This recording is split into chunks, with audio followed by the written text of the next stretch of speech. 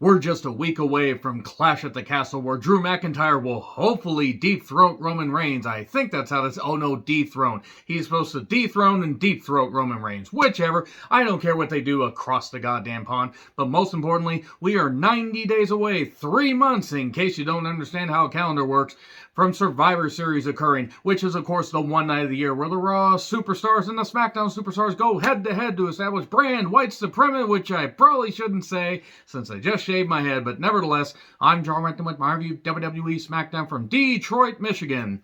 So they taped this, and they're also taping another episode, next week's episode, because they're going to be in the UK for Clash at the Castle. If Drew McIntyre does not beat Roman Reigns, it's going to be worse than Lex Luger not winning the WWE Championship from Yokozuna at SummerSlam 1993. It's not going to... It'll probably actually be about as bad as Booker T not beating Triple H. Actually, it'll be worse because it's a full-on fucking stadium of rabid UK fans, and they are going to be frothing at the mouth to see Drew McIntyre get his big, tremendous, throbbing moment in front of his home country. Or at least as close as you can fucking get. I know it's not his home country, but let's just stop talking about semantics there and talk about this show. It was fine. Smackdown is kind of just there. It's not necessarily the worst in the world. There are a few things I don't like. That's the case with Raw. And there are more than a few things I don't like about NXT. But Smackdown at least has a nice, even, feel to it. It just doesn't have a lot of spikes. There are a few things that are fine. So, we open with shots in Detroit. I'm not going to say anything. We then get Ricochet against Happy Corbin. Same as it ever was. The match was fine, and Ricochet won with a shooting star press. 1, 2, 3. I decided, unless something really pisses me off, why I spend that much time on it, because it's wrestling at the end of the day.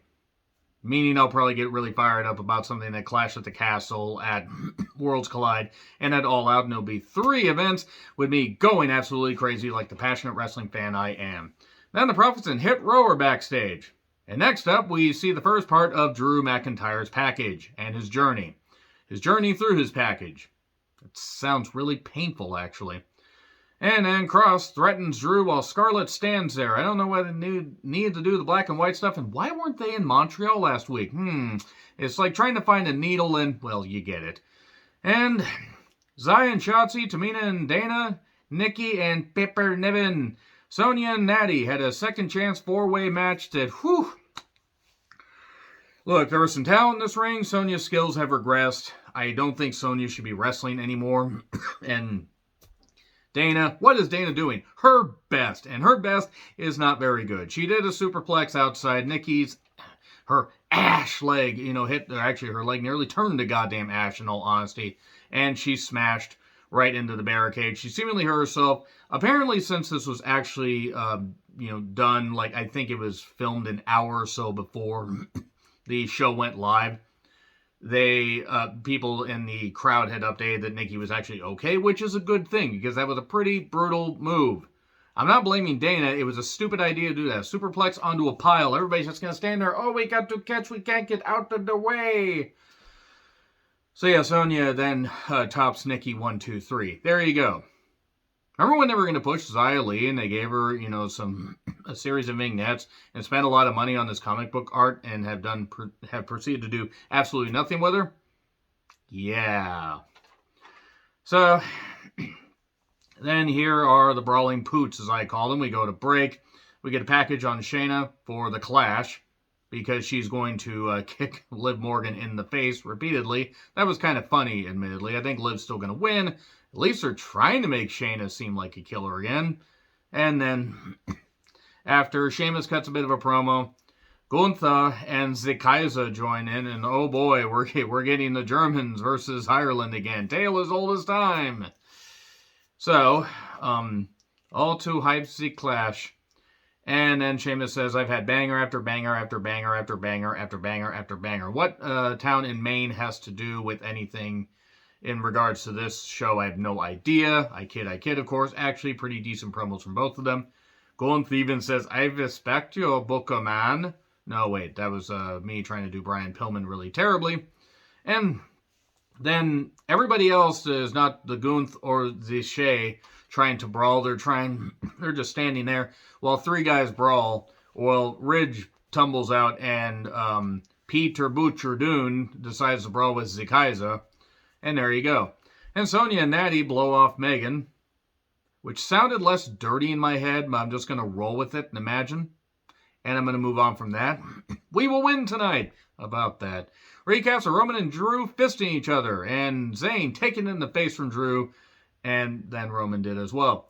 And then we have Zayn talking to the Usos, where Jay's upset, and then Reigns tells Sammy, you didn't win last week, but you helped me out, so thank you. I need you to distract Drew so we can beat him up, so face him in the main event. I summed that up a lot quicker than it took them to get through this. Bayley joins commentary to annoy Michael Cole, who, by the way, is still really bad at his job.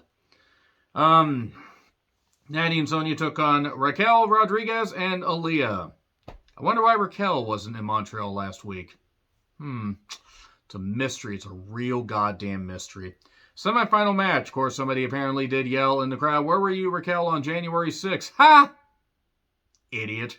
Stupid twat that wants to support him. You fucking deserve to be ridiculed.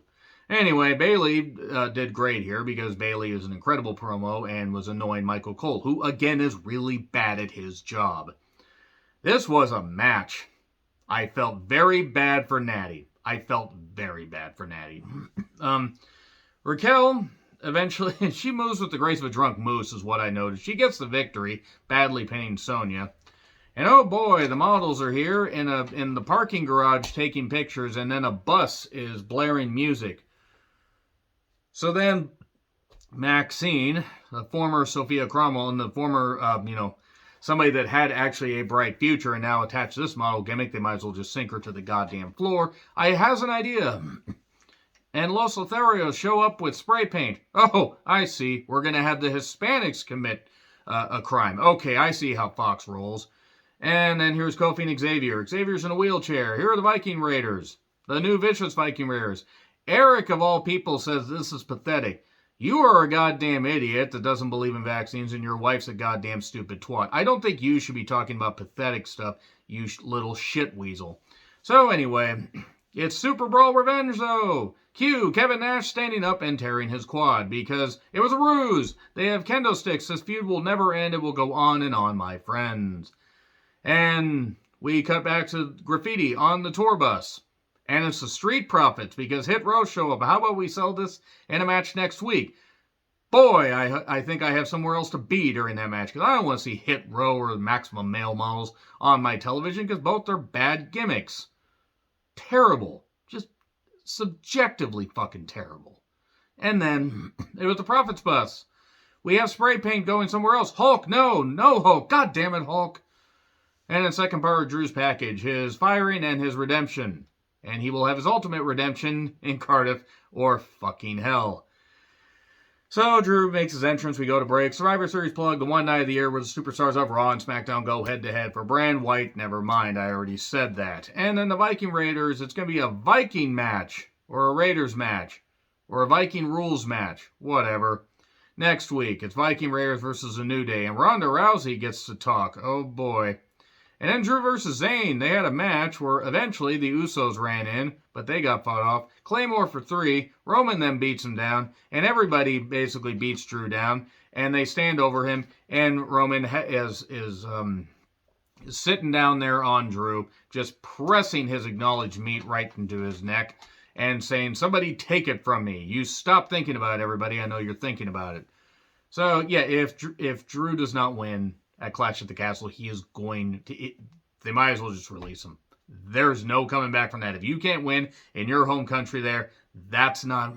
They should have never unified the titles. Roman doesn't need to be the champion anymore. He will have been champion for 2 years, and that's it. That's where they need to go. So, was it a bad episode of SmackDown? No. Was it great? No. Anyway, agree, disagree, what I said, like, share, subscribe, Twitter handle in the description. I'm John Redlin. I'll see you soon.